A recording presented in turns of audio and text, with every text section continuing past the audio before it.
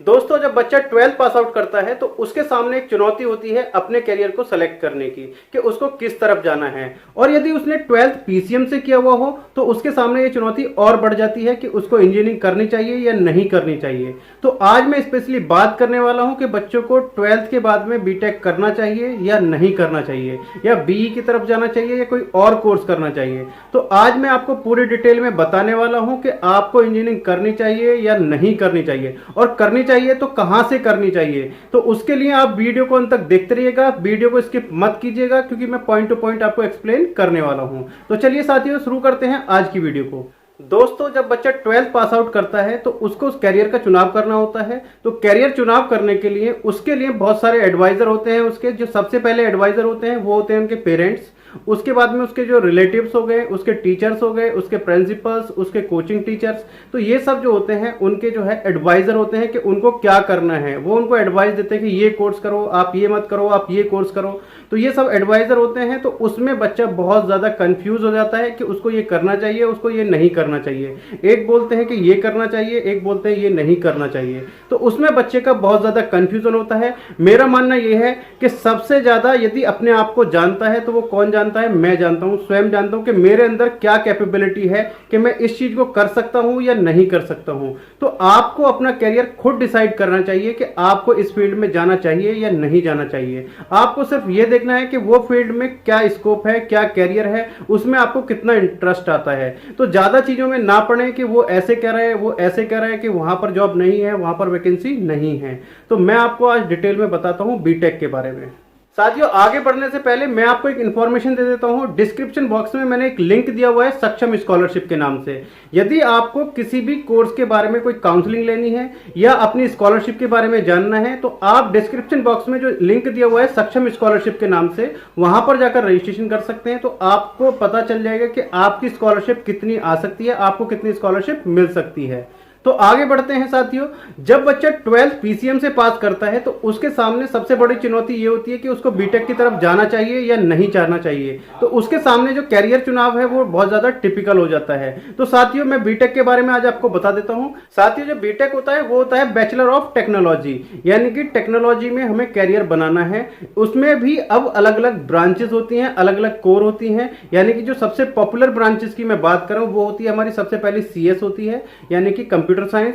उसके बाद में होती है मैकेनिकल इंजीनियरिंग, जिसको एमई बोलते हैं। उसके बाद में होती है इलेक्ट्रिकल, यानी जिसको हम डबल ई बोलते हैं। उससे आगे होती है हमारी इलेक्ट्रिकल एंड इलेक्ट्रॉनिक्स, जिसको हम ट्रिपल ई बोलते हैं। आईटी है, और भी काफी सारी ब्रांचेस होती हैं जिससे हम अपना बीटेक कर सकते हैं। सिविल ब्रांच भी काफी पॉपुलर है आज के टाइम में, यानी कि सिविल इंजीनियरिंग, तो वो भी आप कर सकते हैं। तो यानी कि बीटेक का मतलब ये नहीं है कि आपको सिर्फ और सिर्फ एक ही लाइन में जाना है। बीटेक में भी अलग अलग ब्रांचेस होती हैं, अलग अलग कोर होती हैं। जैसे सपोज दैट आपको कंप्यूटर में इंटरेस्ट है तो आप बीटेक कंप्यूटर साइंस की तरफ जा सकते हैं।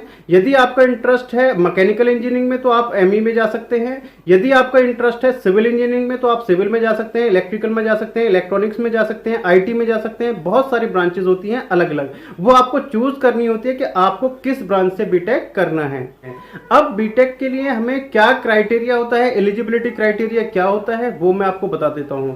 एलिजिबिलिटी क्राइटेरिया की यदि हम बात करें, बच्चे ने सबसे पहले 12th किया हुआ हो पीसीएम के साथ में किसी भी मान्यता प्राप्त बोर्ड से, और उसमें जो उसके मिनिमम परसेंटेज होना चाहिए उसके लिए वो 50% मिनिमम होने चाहिए, और उसका जो पीसीएम परसेंटेज है वो भी 50% होना चाहिए। कुछ यूनिवर्सिटीज में जो क्राइटेरिया है वो 45% का क्राइटेरिया है, लेकिन जो मैक्सिमम यूनिवर्सिटीज हैं वो 50% का क्राइटेरिया रखती हैं।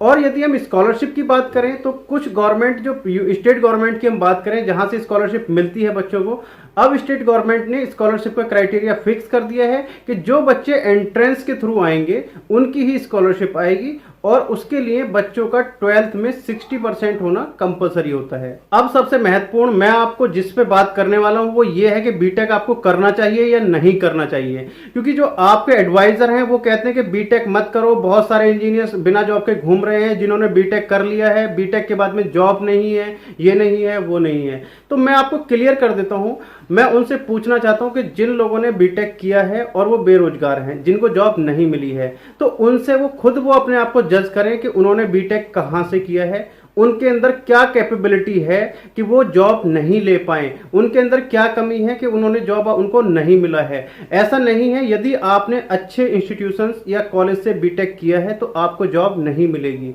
आप जितने भी आईआईटी की मैं बात करूं, वीआईटी पुणे की मैं बात करूं, और जितने भी अच्छे इंस्टीट्यूशंस हैं, ये प्राइवेट यूनिवर्सिटीज हैं जो अच्छी हैं या गवर्नमेंट में हैं, तो उनमें इंजीनियरिंग करने के बाद में कितने बेरोजगार घूम रहे हैं उनकी मैं बात करूं तो आप मुझे बता दीजिएगा। जो रेशियो है वो 1% भी निकलकर नहीं आने वाला है। जो उनको जिनको नौकरी नहीं मिली है अच्छे इंस्टीट्यूशंस की मैं बात करूं, जो इंस्टीट्यूशंस जो कॉलेज इंडिया में बहुत सारे कॉलेज यूनिवर्सिटीज ऐसे हैं जो स्कॉलरशिप पर करा रहे हैं। हालांकि अब ये सब सारी चीजों पर शिकंजा कस दिया गया है गवर्नमेंट की तरफ से, काफी कुछ कि इंजीनियरिंग के लिए कुछ रूल रेगुलेशन बना दिया है, क्राइटेरिया बना दिया है। यदि उनको फॉलो नहीं करता है तो उनकी स्कॉलरशिप नहीं आएगी।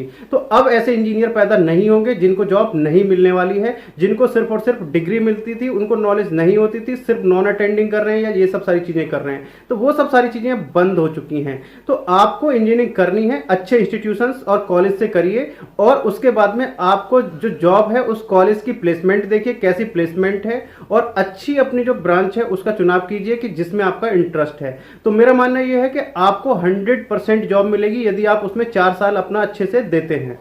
बीटेक कंप्लीट करने के बाद में आप अपना पोस्ट ग्रेजुएशन कर सकते हैं, यानी कि एमटेक की तरफ जा सकते हैं। गवर्नमेंट में बहुत ज़्यादा ऑप्शन होते हैं, आप गवर्नमेंट की तरफ जा सकते हैं, गवर्नमेंट की तैयारी कर सकते हैं, उसके लिए स्पेशल आपके जो फॉर्म है वो निकलते हैं। तो इसके बाद में बहुत सारे स्कोप है, आपका बहुत ज़्यादा स्कोप है आज की डेट में। और जो टेक्नोलॉजी है, अगर कंप्यूटर साइंस की मैं बात करूँ तो टेक्नोलॉजी दिन प्रतिदिन बढ़ती जा रही है, उसमें तो आपको जॉब के लिए सोचना ही नहीं है, तो उसमें जॉब वैकेंसीज बहुत ज़्यादा हैं। साथियों, बीटेक के लिए मैं जो एवरी ब्रांच यानी कि हर ब्रांच के बारे में मैं अलग अलग वीडियो बनाने वाला हूं कि सीएस क्या होता है, सिविल क्या होता है, इलेक्ट्रिकल क्या होता है, इलेक्ट्रॉनिक्स क्या होता है, इसमें क्या पढ़ाया जाता है, जॉब ऑप्शंस क्या हैं, गवर्नमेंट जॉब के ऑप्शंस क्या हैं, प्राइवेट सेक्टर के ऑप्शन क्या हैं। तो मैं सब सारी चीजें आपको डिटेल में बताने वाला हूं जो आगे वीडियो आने वाली हैं। तो यदि आप इस चैनल पर नए हैं तो चैनल को सब्सक्राइब कर लीजिए और बेल आइकन को प्रेस कर लीजिएगा, जिससे आपको उस वीडियो का नोटिफिकेशन मिल सके। और यदि आपको कोई क्वेश्चन है या आपको किसी और चीज के बारे में जानना है या अपनी कैरियर काउंसलिंग लेनी है तो आप मेरे से कमेंट बॉक्स में पूछ सकते हैं।